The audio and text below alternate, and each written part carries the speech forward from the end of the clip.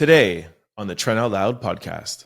It's not stop being caring and stop being a giving person. It's know who you're being giving to. Where I think her mistake is you can be caring, but you can also not allow people to take advantage of you.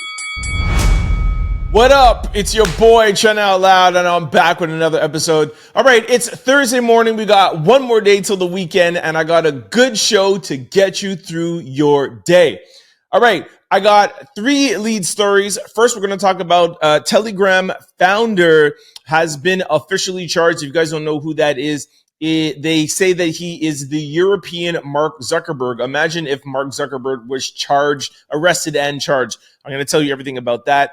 Then we're going to talk about Lil Baby getting arrested. The video footage has come out. And then to close off lead stories, we're going to talk about the Supreme Court shutting down Joe Biden once again. That's not even like any big news, man. They always be shutting Joe Biden down. Then we're going to jump into quick news. We're going to talk about Steve Harvey, Jasmin Brown, Irv Gotti, and Rick Ross. Then we're going to close out with question of the day and a little bit of sports news. Y'all know what time it is. Turn your TVs, your radio, or your devices up. I'm about to start this show. Let's go. Telegram founder officially charged with abating illegal transactions following investigations into child P-word. I can't say that. You guys know I'm on YouTube, so they'll flag me. Child P-word, okay? The R-rated video type of things, but that has to do with children, okay? On the messaging app. Okay, so for the rest of the story, I'm going to say P-word, okay? Child P-word, okay? According to The Verge, a French investigative judge has officially charged Telegram CEO and founder Pallav Devor, I don't know if I'm pronouncing his name right, with abetting illegal transactions, among other allegations and offenses. The Telegram CEO had been arrested on Saturday as part of an investigation into child material and other criminal activities on Telegram. French prosecutors will release the Telegram founder under judicial supervision and on £5 million worth of bail, but he won't be allowed to leave France. As noted by Le Monde, the Telegram founder also faces charges of refusing to comply with authorities and being complicit in a criminal distribution of CSAM. I think that probably has to do with child, etc., etc. The judge ordered the Telegram founder to be released from police custody on Wednesday morning prior to being brought to his court with his first appearance and possible indictment, according to Paris Prosecution's Office statement made by the Associated Press. The Telegram itself, the app, said in a statement on Sunday that their CEO has nothing to hide and called to claim that the platform is responsible for its users' abuse. Sorry, I read that wrong. And to claim that the platform is responsible for the user's abuse is absurd. Okay, that's key. We're going to talk about that in a second. The CEO and his platform are known for being extremely hands-off when it comes to moderation, typically only doing so if compelled to do so from outside sources like government regulators. Unfortunately, this has allowed illegal content, illegal distribution of child P-word, and it has ran rampant on the messaging platform.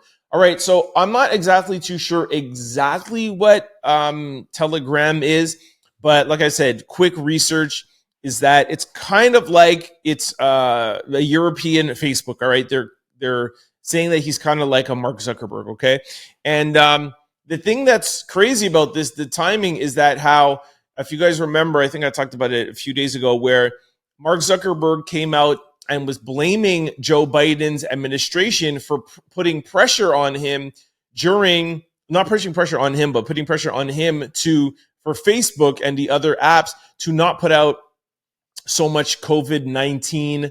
Sorry, not to not put out, but to be careful of what they're allowing on their platform when it comes to COVID, okay? So Biden was like, hey, there's a lot of people putting out misinformation about COVID. Hey, Mark Zuckerberg, can you please make sure to monitor that? Now, in contrast, you have this CEO of Telegram, which is kind of like a Facebook or an Instagram over in Europe, and there is child things going on over there with these adults watching these crazy videos, and even a company made a statement. It's like, we're not monitoring that. Whatever our customers do, we can't be held accountable for that. That's absurd. What they want to do, this is crazy that he thinks that he has nothing to hide, and that Telegram thinks that, hey, this is a platform that we made and we'll just allow people to do whatever they want on it. I don't know what you guys think about that or how you guys feel about that, but when it comes to stuff with children, that's where I draw the line. I know there's a lot of right-wing people that are like, hey, you shouldn't monitor us, and that's why Elon Musk bought Twitter, so it could be a free platform for people to do whatever they want. Political views and all of these other things and COVID, okay, listen, you can have that argument. When it comes to these things that this guy is being accused of, where it comes to children and young people, that is crazy, dude. Like, this guy should be put in jail. He should never be allowed out of jail. Like, this is crazy. I understand that he's not partaking in it, but if he knows this kind of activity is taking place on his platform and he refuses to do something about it, that makes him complicit. This is absolutely crazy. I think it's disgusting. You guys let me know what you think about it. Please comment below. Send me an email. Let me know if you guys have ever used this. I don't think anybody in North America can even download the app. I tried to see if it was in the App Store. It's not there. If I have any listeners out in Europe, France, anywhere, if you guys know more about this, please send me some information. I would love to talk about this more. I can only just Google and find what I can find out. So please send me in your emails, trent@cfqr600.com. Comment below this video, or please send me a DM at any of my social media accounts, all the same handle at Trent Out Loud. Lil Baby arrest footage released. The rapper offers a man $200,000 to make a call for him. And he also tells police, I got a gun in my NUTS. All right, video footage of rapper Lil Baby recently released and hit the internet. A clip from the incident showed the 29-year-old making an explosive plea to secure a phone call before going to jail, and also featured him taunting his arrest officers. In one part of the video, Lil Baby's, whose real name is Dominic Jones, can be heard desperately yelling to a nearby security guard to abandon his post and call this number for a reward, initiating to $20,000. Making the incentive sweeter, however, Baby pressed the matter, saying, yo, F-boy, do your job. I'll give you $200,000 a year. I swear to God, you don't make that here. The Lil Baby went on to demand that the officers let him go, insisting that he had a permit for the gun that they found on him. As we reported at the time, Lil Baby was arrested in Las Vegas Monday night, August 26, for carrying a concealed weapon, reportedly without a permit. Authorities claim to have witnessed someone pass the musician a weapon at the Encore in Las Vegas. Attorneys for the entertainer shared with TMZ following his arrest. To be clear, Lil Baby had a valid Georgia carry and conceal weapon permit. On his behalf, we are actively investigating the facts and circumstances surrounding the arrest in Europe. Unfortunately, Nevada doesn't recognize gun permits issued in Georgia, where Lil Baby resides. Further into the recent release footage, Lil Baby became more frustrated by the situation and began heckling the officers upon realizing they had no intention of letting him go. Yo, I understand what they're trying to do here. They're trying to just be like, oh, yeah, I had a permit. Bro, you know that the permits are for the states. I'm Canadian and I even know that. When you have a permit for one state, it doesn't apply in another state. You got a permit in Jersey that doesn't even work in New York. You got one in New York, it doesn't work in Jersey. I think actually New York doesn't even allow gun permits. Jersey does though, but New York you can't. So you can't be like, yo, I live in Jersey, I have a permit, and I'm in New York at a nightclub, and I got my gat on me. Like, this just doesn't work that way. Anyways, I have a little clip. Here is a Lil Baby. I need 20 bands, college number for locking me up for a gun, but I got license. Security. I give you 200 bands a year. I swear to God, security. You don't make 200 bands here. Check me good. You on the camera? I got a gun in my nut. Check me good. I got a gun. All right, y'all let me in that car. Shoot myself dead. Y'all fire. Lil Baby is clearly high, drunk, and probably on a bunch of other stuff, man. Anyways, I think Lil Baby will be all right, man. His lawyers will take care of him. I'm not worried. All right, in our third and final lead story, the Supreme Court shuts down President Biden's student loan debt relief plan again. Emphasis on the again. It seems like President Biden just cannot win. Throughout his presidency, his administration has been trying to pass their student loan debt relief bill with no success due to the Supreme Court constantly turning them down. Recently, they tried one more time, and unfortunately, the Supreme Court shut them down once again. According to the AP News, the justices rejected an administration request to put the multi-billion-dollar plan, which would have lowered payments for millions of borrowers, in effect for Americans. It was blocked by the 8th U.S. Circuit Court of Appeals. The proposed plan seeks to provide a faster path to loan cancellation and reduce monthly income basis repayments by 10 to 5% of borrowers' discrepancies income. The plan also wouldn't require borrowers who make payments if they earn less than $32,800 a year for a single person. The justices felt it wasn't an agreeable plan for all Americans, so they rejected it. This rejection comes a year after the Supreme Court rejected an earlier plan proposed by Biden's administration. It's also important to note that the Supreme Court has a Republican majority, meaning they are less likely to vote in favor of Biden's plans and policies. Biden just can't catch a break.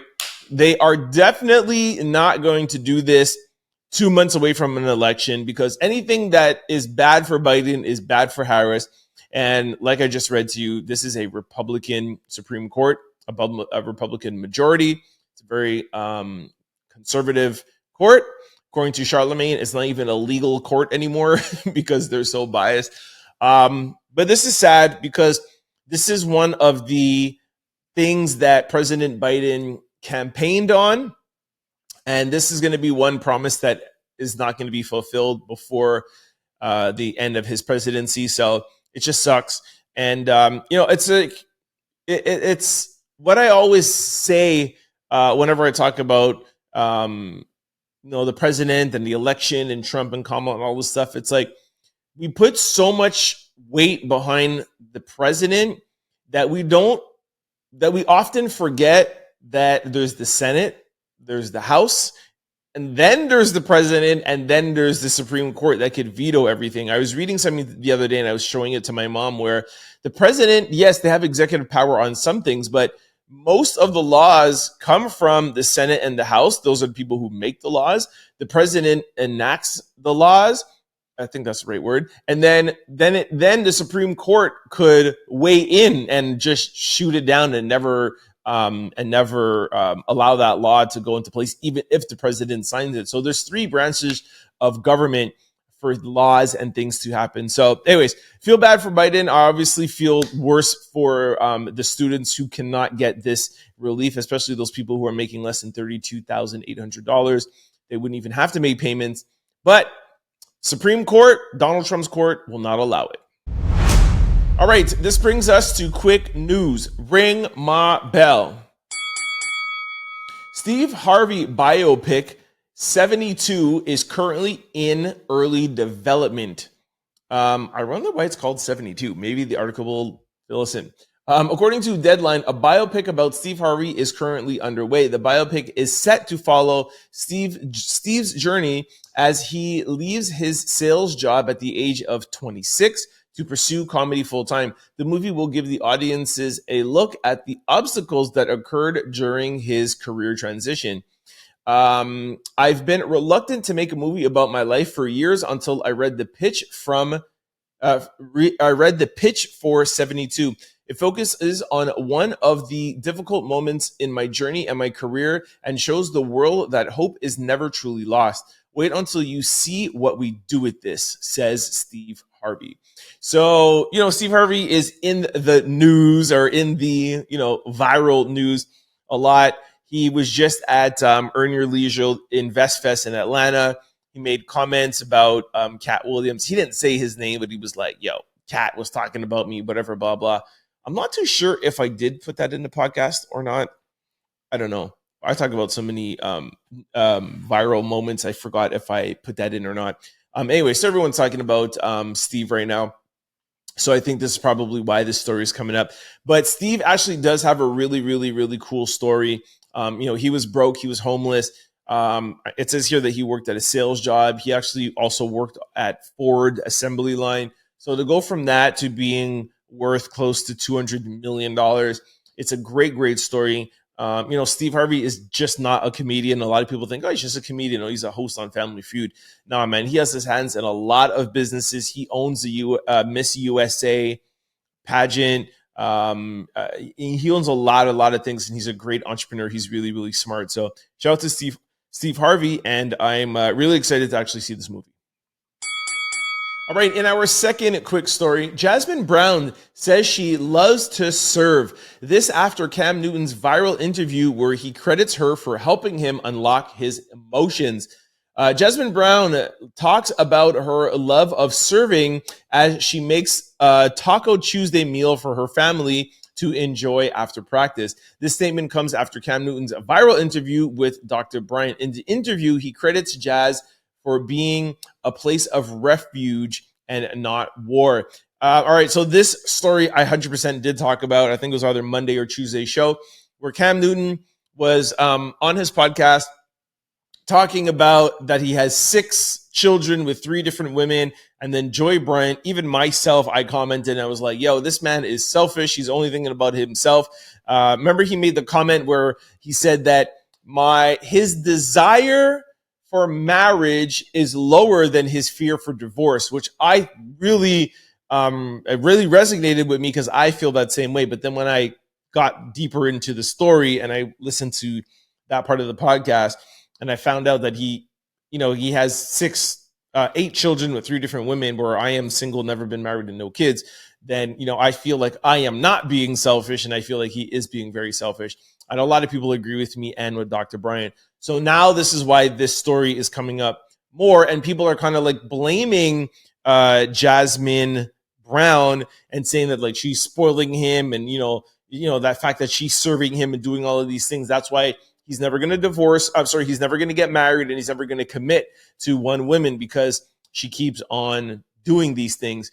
I'll throw to her video and then I'll let you know what I think of it afterwards. Take a listen. I don't know about y'all. I don't know what brings you guys joy, but it really brings me joy to serve. I love being a servant. I love to serve. I don't give a damn. I'll be up at 6 o'clock, 5:30 in the morning, cooking breakfast. Just gives me purpose, especially like when I breastfeed.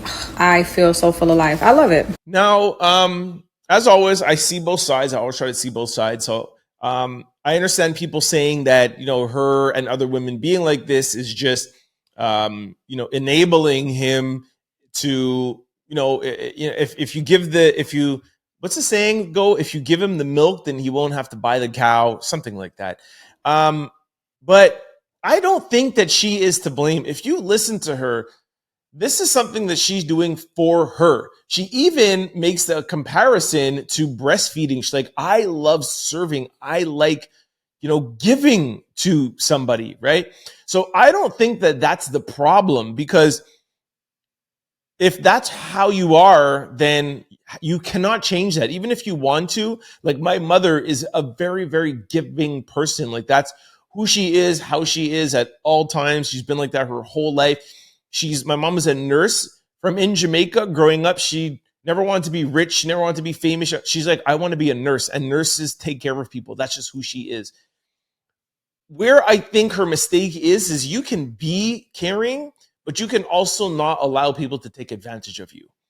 And you can also choose to not be with somebody who is taking advantage of you. See? So it's not stop being caring and stop being a giving person. It's know who you're being giving to and set boundaries and limits. And if that person is not giving you what you need, then you have to stop the giving. You know what I'm saying? Like, there's like, I like, for example, like whatever it is, like I like business. I'm not going to, do a business for free. I like podcasting. I'm not going to just give out my podcast for free. You know what I mean? Like, you have to know, oh, hey, you're going to give this and this and this. And then there's a point where it's like, I need something in return, to balance it out. And if that's not giving, then that's when you bounce. So I know everyone's going to have their own opinion on that, but that's just my take. I want to know what you guys think. The deal. Send me an email, comment below, send me a DM.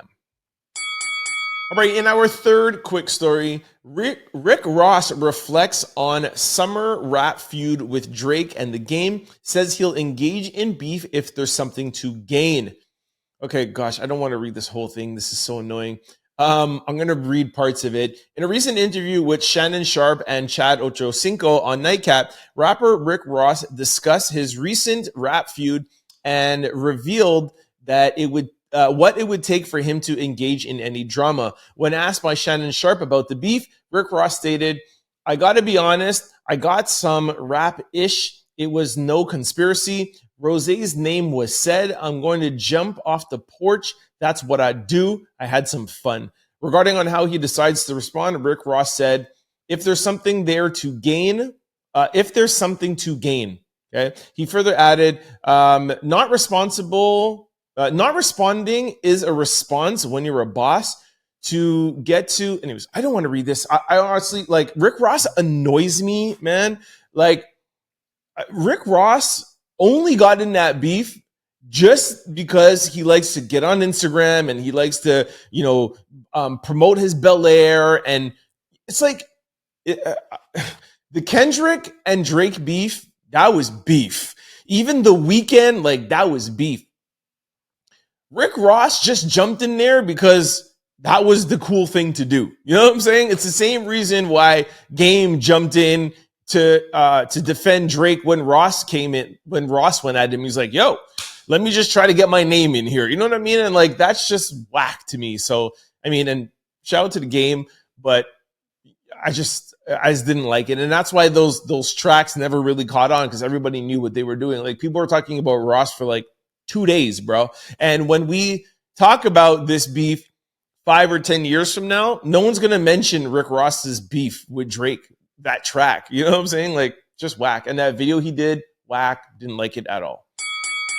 All right, in our fourth and final quick story, Irv Gotti says he's in good health after having a stroke. He says the only thing worse than getting old is not getting old. Basically saying not getting old, like if you pass away earlier, all right? Irv Gotti tells the Shade Room that he's in good health after having a minor stroke 6 months ago. He said he appreciates the fans' concerns, but he's in good health. I'm getting older. That's all he says. The only thing worse than getting older is not getting old. The producer says life is good, and he has been spending he's been spending family time with his son, Sony, and JJ, and his 2 dogs. He said his children were upset by Whack 100's announcement of his condition. They loved their dad so much, he said. Other than health, Irv says he's working on a DMX biopic. So I agree. I think Whack 100 was super whack for doing this. I have a picture of Irv. I don't know if I want to put it up, to be honest with you, because you know what? I'm not going to put it up. I'm actually just going to delete this on my phone right now.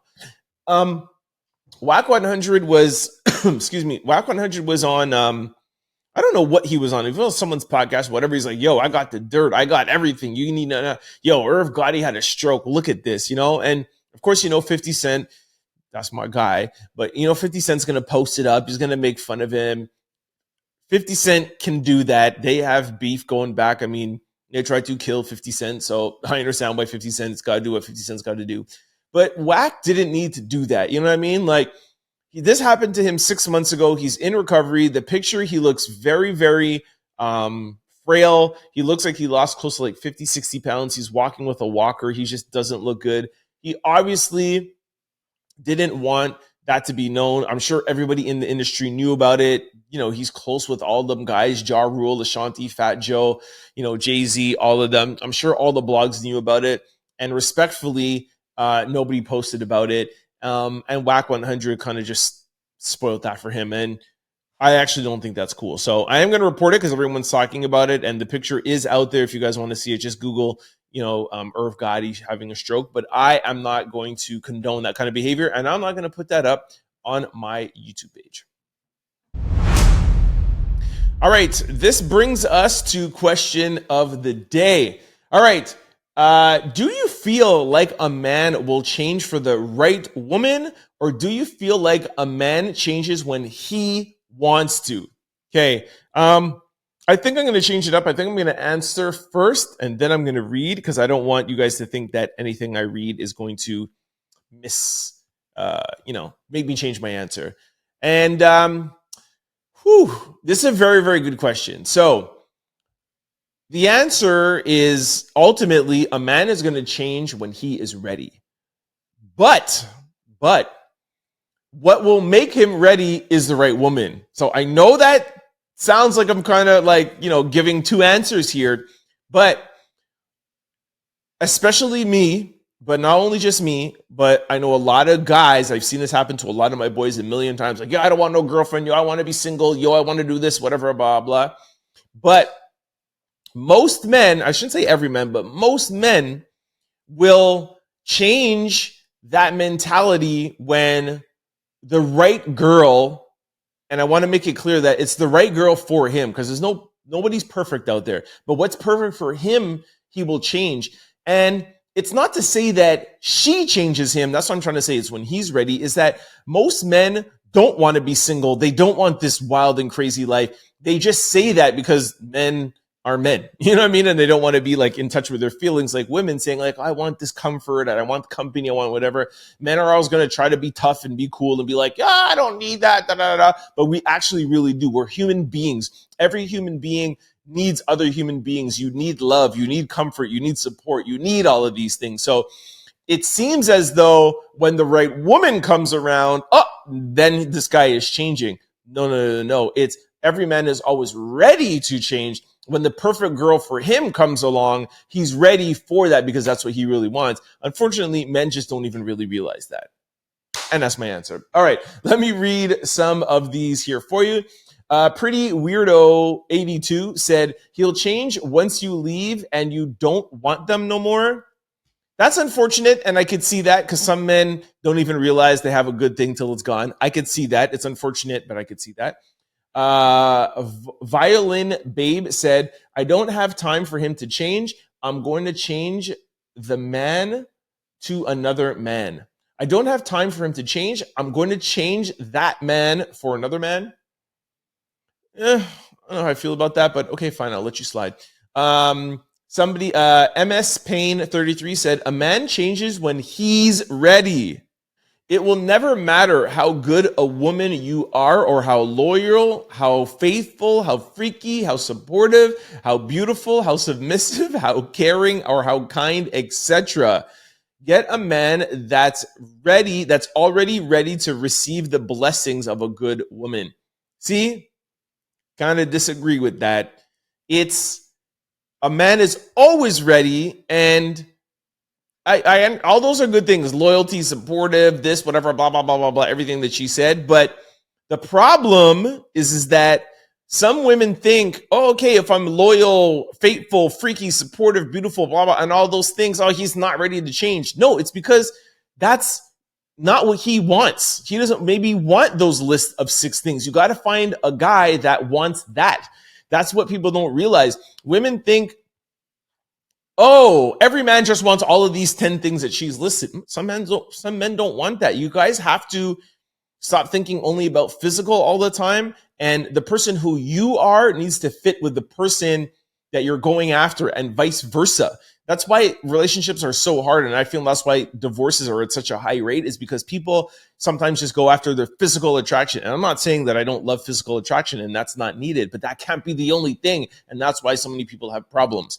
And that's why I'm single, because I know what I want and I just have a hard time finding what I fit into, right? But people think just because you're giving a man all these great things. Anyways, let me go on. Somebody said, Tira_25 said, girl, just go ask Clarence and stop trying to use the, I don't even understand what that means.